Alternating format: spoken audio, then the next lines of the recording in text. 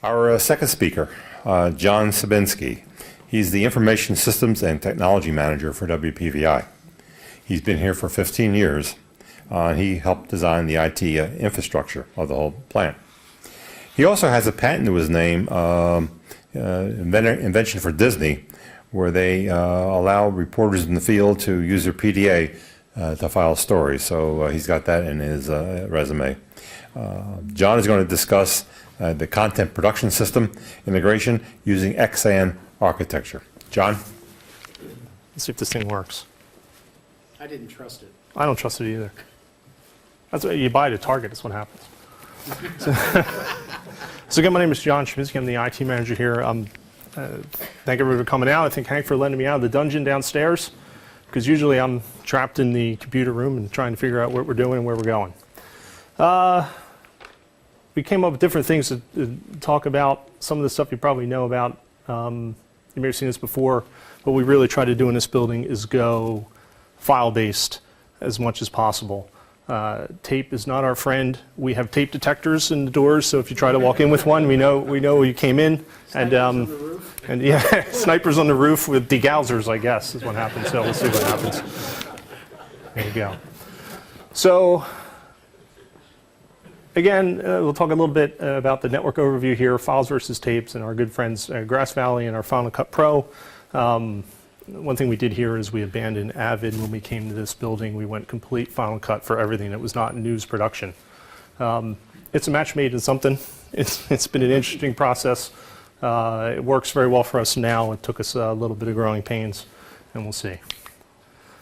So if anybody's familiar with the old building from the 1950s, it was the same as the Roundhouse downtown. Very hard to work in, and a lot of old cable that we had to deal with.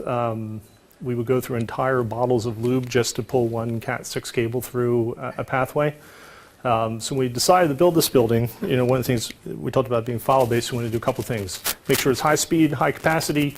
Number two, it's never going to happen. It's just the way it is. We wanted to provide redundancy, get the mythical 5 nines. I think we're at 4 nines.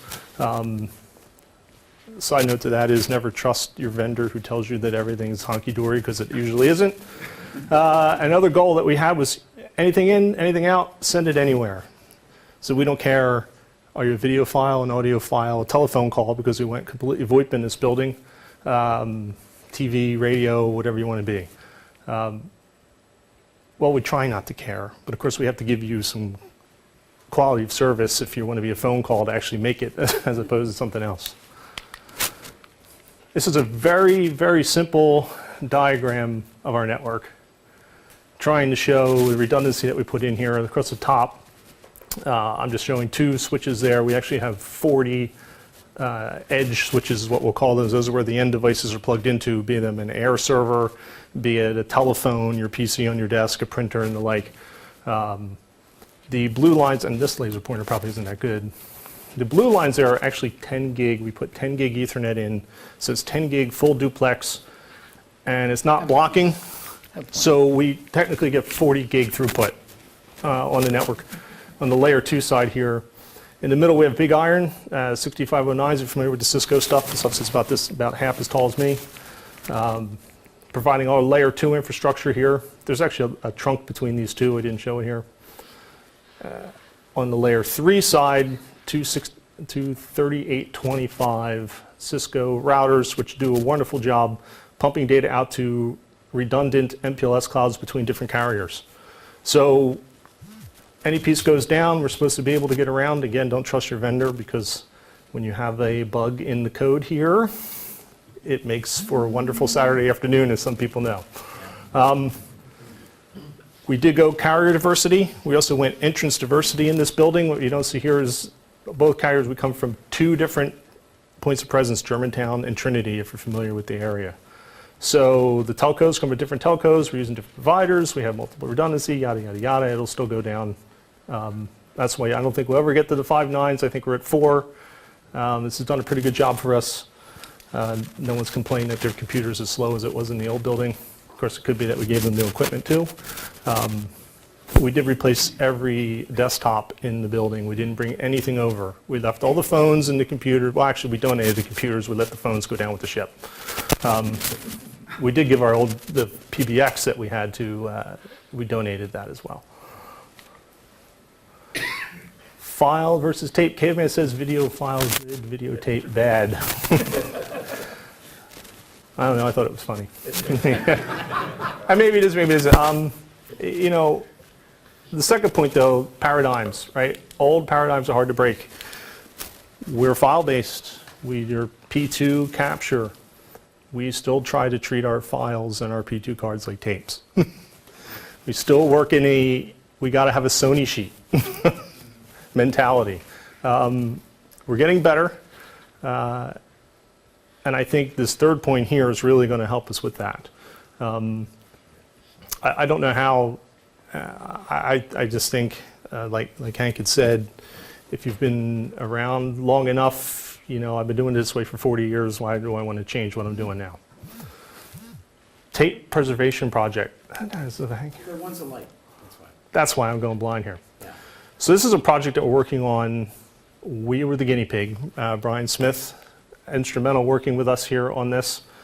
Our job was to take 17,000 hours worth of these types of tapes, beginning in the late 70s, early 80s, and digitize them. So they become files that we can do everything with. I mean, literally, this racks and racks and racks. When you have 17,000 hours worth of tapes, and a lot of those were 30-minute tapes, it's a whole lot of tape we got to do. So we worked, again, this is a corporate project, so we worked with a company through New York. Samus Systems at the time, we had 3 robots that had tape machines in them that it went and did its thing. We used Avalon for the storage at that time. Avalon's now, EMC has given up the ghost on them, so we're now Front Porch Digital, which has caused us a whole nother wonderful change. This took us almost 2 years to get all that stuff digitized. Again, we were kind of a guinea pig with this, so there was a lot of growing pains when you come in and find that it thought it digitized everything and it didn't. It's when all your files are 0. It's a lot of fun. Yes? John, how much trouble did you have with like a 30-year-old magnetic tape? So one of the first things before we started this was we went through a process of cataloging and logging every tape. So part of the SAM, the process is that we had people take those tapes, visually inspect them, smell them, look at them. We baked some of them because see if we can get them going again. We did aggressive head cleaning, aggressive tape cleaning. The SAMA product had a great cleaner that would actually go through and analyze it to tell us whether it'd be good or bad. A lot of those, we probably got the last pass on it. I would say we probably lost 2,000 tapes, would be my guess, out of almost 26,000 that we went through. So it's not we had a very good ratio of keeping them. We picked 12 megabit, MPEG-2, blah, blah, blah, long GOP, MXF. That's we didn't actually pick that. The Walt Disney Company picked it for us because one of the objects of this is we made 2 copies of everything, one of which will stay here, one goes into a Disney master robot that lives out in Burbank so that it's A, disaster recovery, and B, for file sharing. This will happen ultimately across all the stations. Those 26,000-ish tapes ended up being 420 data tapes and 4 terabytes of proxy. We only bought 3 terabytes to hold it, so we kind of had to build that up a little bit too.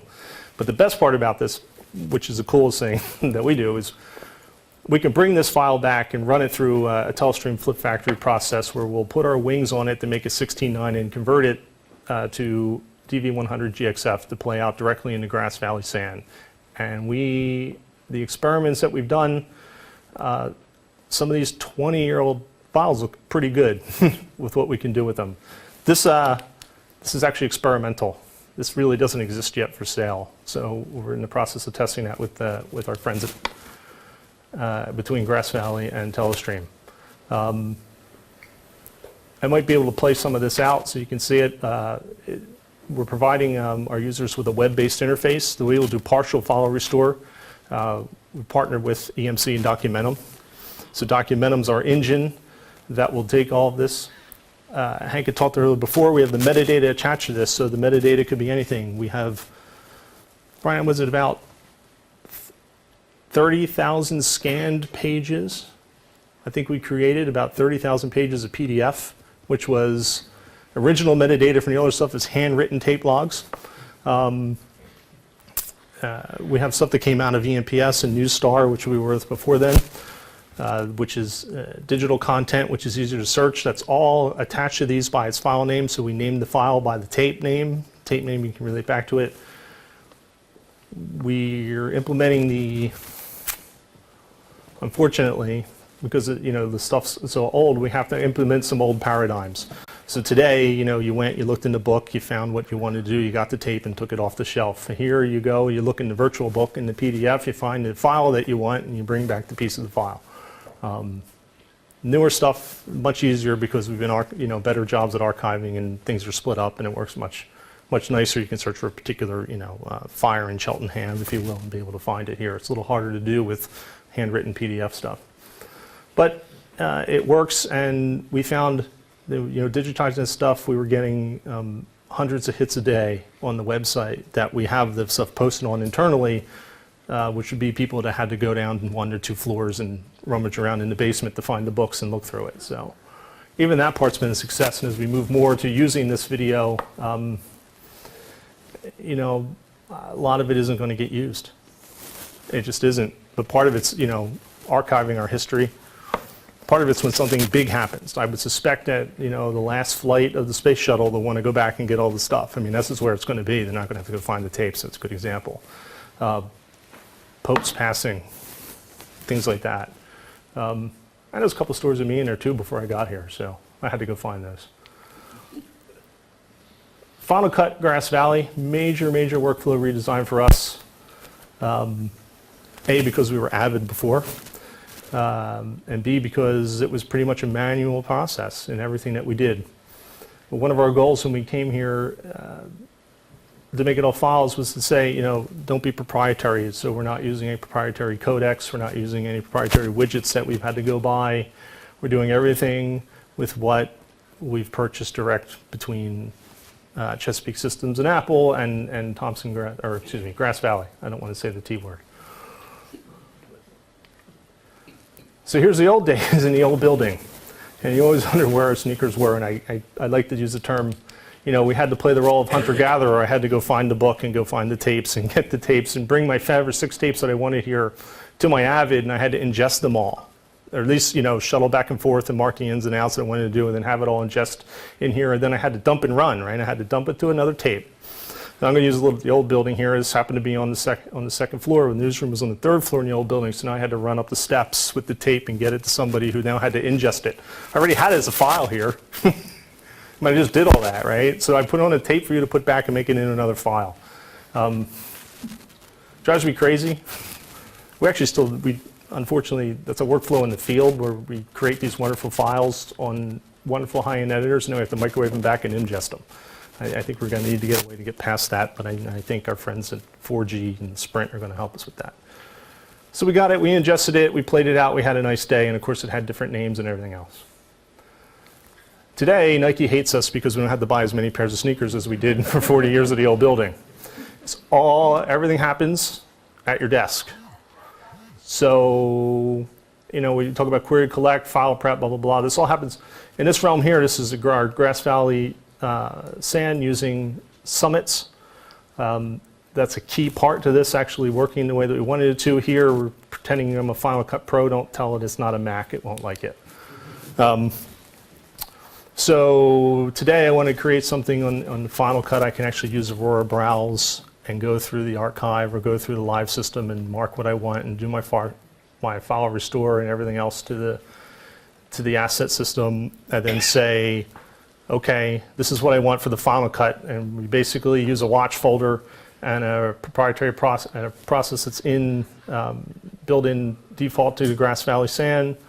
We drop it in the watch folder, it does a little magic to it, and it creates a QuickTime reference to it basically takes the GXF file, unwraps it into its essence, and if Emerald was here, he'd give you a BAM. But the best part of the key to this is it creates a QuickTime reference file. So it creates a nice, fairly small QuickTime file that points to the essence that now you on the editor can use the QuickTime in your Final Cut, do all your projects, have a nice day. You don't have all the media. It gets what you want. You can edit your package. And then we use the inverse process where we put it back in the folder and it takes it and wraps it, makes it GXF. We never have, you really, Terry, you know, remember wrong, you really don't need to get up. We don't have to run around, we don't have to do anything anymore. This is a fairly quick process. It takes us probably longer to find the stuff than to get it over to here. We're beginning to do more and more with this from people's desktops, not so much in edit bays. We've invested in some desktop editing, which I'm hoping we're going to use more of. That again, they can do those types of things, cut edits and the like. Nothing needs to be fancy right at their desk. All this wouldn't be possible without the backbone that we built. You know, that 10 gig Ethernet backbone, which I got yelled at for how much it was going to cost. We all got that. And yeah, we all got less bonuses that year. Yeah. But it's worked very well, and at least I think it's worked very well. We can do everything that we need to today. I think that we can grow this into the future and do more with this. Our next goal, I think, is doing more of this in the field. I kind of mentioned a little bit about that. I think, and I'm trying not to give away any proprietary stuff, secrets that we're trying to do here, but I think that we'll see in the future our ability to send HD files over cellular network right from the camera with some interesting things coming down the pike. I don't know. I mean, if it works for us. Your mileage may vary. Avoid in Oklahoma, smoke if you got them. That's that. I mean, that's pretty much it. I know Hank had a lot of great pictures and everything else, and we'll get to see some of this as we walk around. Questions, comments, concerns? Yes? Whose decision was it to dump Avid? Was it a corporate decision or a local decision? It was a local decision. I think, you know, more of our folks were using Final Cut at home. They're working on Avids here, and they were going home or going to side business and the like and doing that kind of stuff. And I just think when we looked at what Avid was going and where they were going and what we would have to invest in to upgrade what we had and make the plug-in, if you will, Final Cut was a better decision for us. We did invest in Apple XSAN, so those guys and gals have 40-ish terabytes of storage that they use for now. Some use it better than others. Not mentioning names in the room. But yeah, so we can come in, P2, same thing, they can come in, they can ingest the P2 media, edit it with it right away, do what they need to. We're working on better archiving for that type of material as well. All right, well, thank you very much. Appreciate it.